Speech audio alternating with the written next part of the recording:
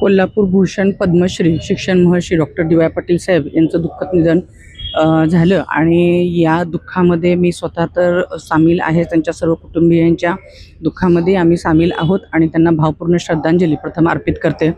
खरं तर शिक्षण काय असावं आणि हे तळागाळातील लोकांसाठीचं असणारं द्योतक एक ध्येय डोळ्यासमोर ठेवून शून्यातून उभा केलेलं विश्व हे केवळ दादानी निर्माण केलं असं म्हटलं तर काही चुकीचं ठरणार नाही.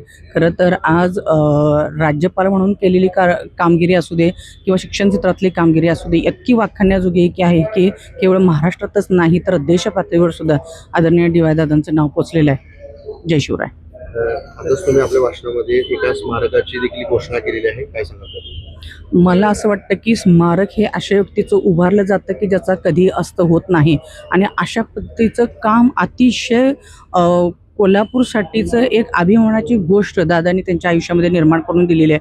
आणि म्हणून मी केवळ महापौर म्हणून नाही तर आज कोल्हापूर शहरातल्या प्रत्येक नागरिकाची इच्छा असणारच आहे की दादांचं स्मारक कोल्हापूर शहरामध्ये आवर्जून व्हावं.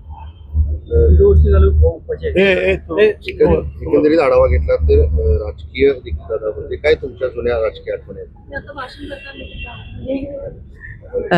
खरं तर राजकीयाला जोड शिक्षणाची आणि मग ज्ञानाचं पर्व आणि त्याचा वापर शिक्षणाबरोबरच राजकारणामध्ये आणि त्याचंच द्योतक म्हणजे आदरणीय बंटी पाटील साहेब असतील, आदरणीय संजय दादा असतील यांच्यातून ते आज कोल्हापूर शहरामध्ये अतिशय उत्तमरित्या गेलेले असं म्हटलं तर काही चुकीचं ठरणार नाही.